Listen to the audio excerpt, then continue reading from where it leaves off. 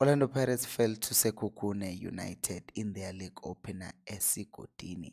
But how did Eric Tinkler manage to get one over Wadu? Well, that's exactly what we're going to talk about in this video. And now that you're here, do make sure to subscribe for more South African football content analysis. Okay, let's start with Orlando Pirates. We know that they like to play the ball. So, what is the best way to stop a team that plays the ball? Interrupt their build up. Make sure they do not play in crucial areas. And what is a crucial area for Pirates? The midfield. So, what did Sekhukhune do? They made sure that they pressed them so much and never allowed any pass to the middle. So, whenever the pass was going to the middle, you will see Sekhukhune being hyper aggressive. And as they did that, they were then trying to quickly counter. You see, once again, the ball is shifted to the right hand side of Pirates, but Sekhukhune United are pressing, making sure that the ball doesn't go centrally. And then they launch their counter.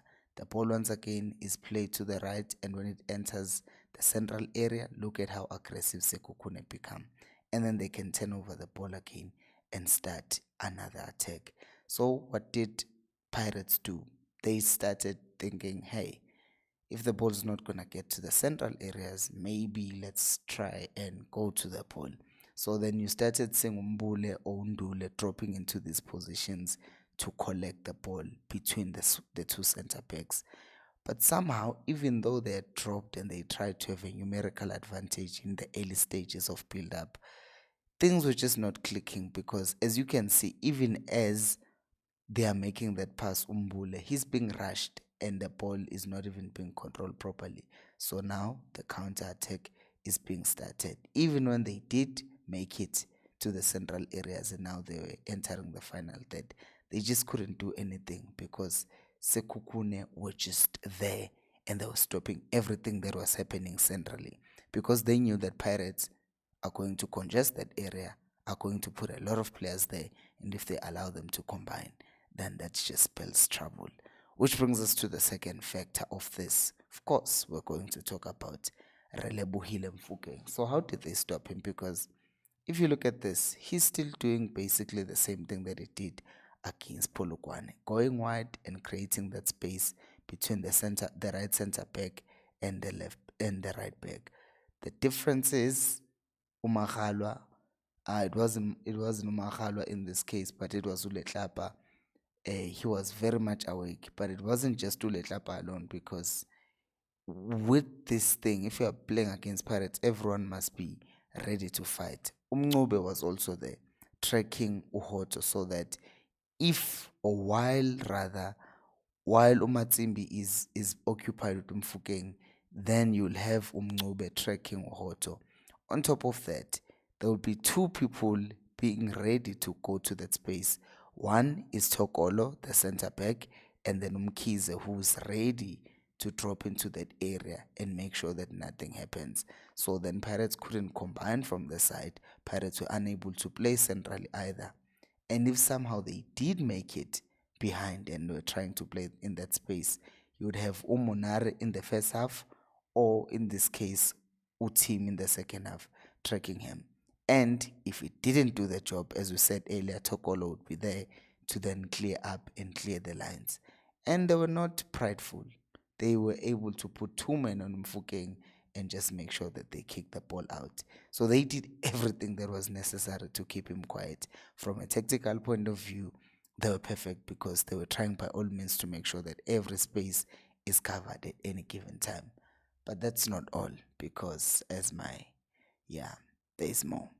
So if you look here, you will see something else. A police on the right because he had to be stopped somehow. So he was man marked out of the pitch. He's on the right hand side where he plays, but he's being followed. He tries to go central. He's being followed. He goes back until he enters that zone. Now he's passed over to Letlapa, and now we can stay as Sekhukhune. Sekhukhune can now stay and put pressure and just block that the passes don't go. And this man marking is just crazy business when you watch it in a match. You're like, hey, he's really following him everywhere because they know that if you let a police even touch the ball, the next thing he's gonna do is run into space and in that space is going to kill you. So don't even let him touch the ball, because what that does, it also frustrates him as a player. So he ends up not being able to even be calm and make good decisions because he's under a lot of pressure. Which brings us to another element again. Last week, if you watched the video, I was talking about Polokwane City losing to Pirates. I noted that Polokwane City seemed to be targeting Usbisi during goal kicks. They were making sure that they want him to play the ball, but they did not want him to pass it, or they rather did not want TLP to get the ball. And if you look at this clip here, you see that the way that Grobler is pressing is in such a way that he doesn't allow the pass to go across. It's not just about stopping the man with the ball, but it's first of all stop the pass and then you can attack him because he's now out of options.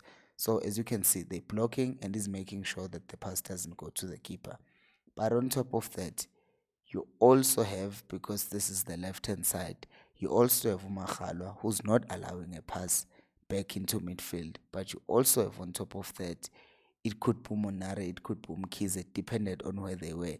They were not allowing any pass to go into midfield, which then forced Usbisi to go long. And then you have the same situation. Robler blocks the pass across, and then Umakhalwa forces him back, so China has to kick long. And this came from something that, what do they say? Doing the simplest things the best way you can, right? Because if you look at Sekhukhune, they look like they're playing this 4-4-2, right? This, it's important to note, this is if they don't have the ball. It's not their formation for all the time. It's just that when they have the ball, when they don't have the ball, this is how they set up. So this 4-4-2 quickly changes into, screw it, forget the formation. Where's the ball? Let's go press. Because now, as you can see, there's now 3 men around the ball. But on top of that, you look at Maghalwa, he's now tucked in, basically becoming a 5th man in the defensive line of Sekhukhune United. So if the ball was to be played to the right hand side, then they will have it covered. Umashelwane, if they were trying to give him the ball, he's covered. They are covering the width because they know that Pirates will hold that width and try to use it. So they did not allow it.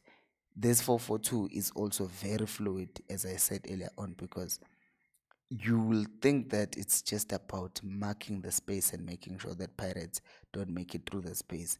But they're also about very tightly marking the attackers of Orlando Pirates, because you do not want them to get on the ball, because that's when they get their joy. So frustrate them and make sure that they can't do anything. And one other thing that I wanted to say is I already did talk about Usbis. I don't know why this thing is coming back. By the way, I'm making this video at 1:16 at night. So I wanted to go to the last point because this thing was duplicated. I wanted to go to the last point, the set piece goal. Pirates struggled with this. I think against Pyramids, they considered 2 goals from set pieces. We start a new season, a new coach, and they're still doing the same thing. Like, look at this, right? Um, I did not mean to show you that, but yeah. The ball is played in. First touch is from a Sekhukhune player. Second touch, Sekhukhune player. Third touch, Sekhukhune player. Fourth touch of a Sekhukhune player, because, and then fifth touch, Sekhukhune player. Now, not all of them were consecutive Sekhukhune players, right? But how do you let 5 of them touch the ball? And yes, Pirates had touches, a few touches in between, but you can't be doing that. You can't be doing that in a match or in a season whereby you really want to win a league. I think that Orlando Pirates in this game, uh, there were tactical ideas that Tinkler applied very well and his team applied well, but I also feel like there are things where they let themselves down, like in how they defended that goal. But we should give credit to Eric Tinkler and not necessarily say Wadu was bad, But I don't know. What do you guys think? Do let me know down on the comment section below. Check out this video that YouTube thinks you might like. I have to sleep. It's 20 past 1 and I'm flying to Cape Town in 4 hours. I have to wake up. So yeah. Thank you so much for watching. Bye bye.